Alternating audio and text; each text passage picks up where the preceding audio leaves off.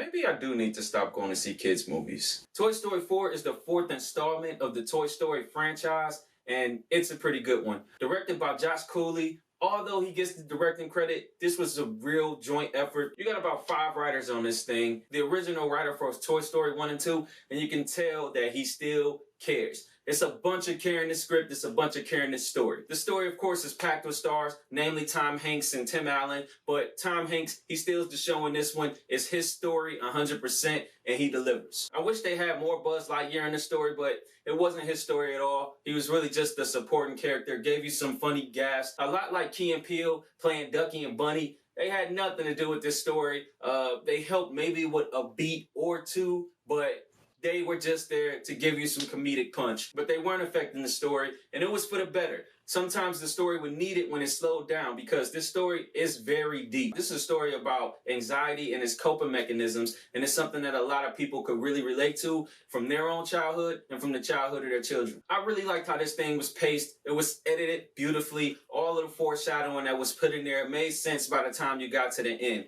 The foreshadowing is big in here because there's a couple things that they want to establish in here that they haven't established in the previous Toy Story movies that set up this ending. An ending that was kind of deserved. It felt like it was only right. The story was written well. It knew its ending and it worked to that. It always respected that. So by the time it came, it left you with an ending that was, you know, kind of ambiguous enough where it can set up a whole spin-off show, or it can set up another sequel, or it can end. I think it's brilliant, and that's a very hard thing to do when you got such a massive fan base of Toy Story. This whole movie was essentially fan service. They didn't even want to make this one, but the demand was so high that they made it, and god damn it, it paid off because the box office is screaming success for Toy Story 4. Of course, the performances were solid in here. These was all A-list people. I guess this is the year of Keanu Reeves. I didn't think that he blew me away in this script, but neither was it his job because he was another person who was just there to feed this story some punchlines. They tried to make him intricate to the plot, but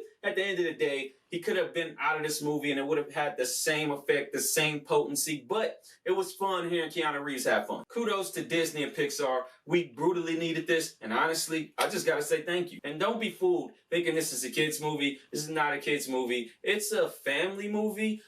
Every age range can understand it, and those are the best ones. It's kind of where Secret Life of Pets 2 kind of fell off the wagon when it went too much geared for the kids. This one, they knew the generation that was coming to see this. In the movie theater, I didn't see that many kids. Honestly, I seen about 3 families, and the rest of the people were people my age who were recapturing their youth because that nostalgia pays bucks, baby. So if you really want to see a story that's technically sound, doesn't condescend to you, knows when to have fun, knows when to tell a story, and knows how to give you a nice wrapped up ending, this is a great movie. This is reflected in the critical response to this, reflected in the audience response to this, that this is really a great movie. The scores of this one, the audience and critics, they both loved it the same. You got the critics giving it a solid 98%. Little hype. And you got the people giving it a 95%.